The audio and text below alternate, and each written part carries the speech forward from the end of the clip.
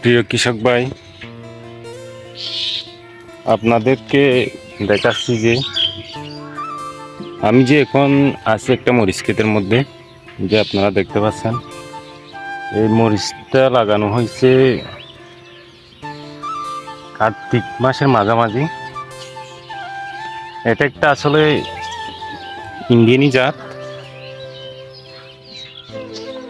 যেটা আমরা আমাদের বাংলাদেশ সরকার ইন্ডিয়া থেকে ক্রয় করে বীজটা এখানে বাজারজাত হয় আর কি।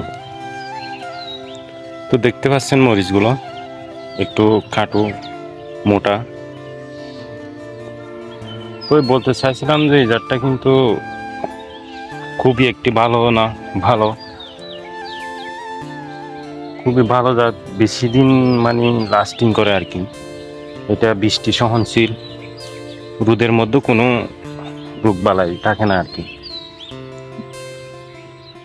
তো এই জাতটার নাম হচ্ছে নিন্দারা। এই জাতটার নাম হচ্ছে নিন্দারা। এই প্রায় 8-9 মাস ধরে এই জাতটা টিকে থাকে। এটা আসলে কাঁচা খাওয়ার মতো না, এটা হচ্ছে পাকনা হওয়ার পর তারপর শুকনো রোদের মধ্যে শুকাতে হয়।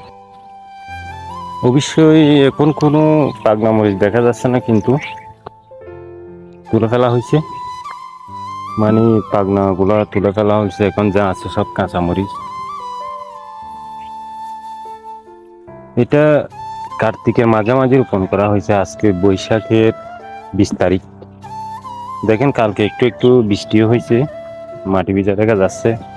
দেখেন কি পরিমাণ লঙ্কা, কি পরিমাণ ফলন হয় এখানে। এই জাতটা অনেক ভালো।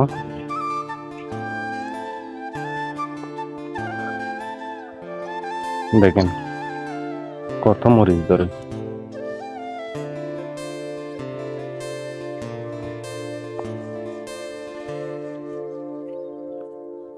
আপনি চাষিভাইদেরকে উদ্দেশ্যে বলতেছি, যারা আপনারা শুকনা মানে যেটা শুকনা মরিচ রোদে শুকিয়ে শুকনা করা হয়, ওই মরিচের স্বাদ যারা করতে চান অবশ্যই এই জাতটা করবেন। এই জাতে ভালো ফলন হয়, এই জাতটা প্রচুর পরিমাণ ফলন দেয়।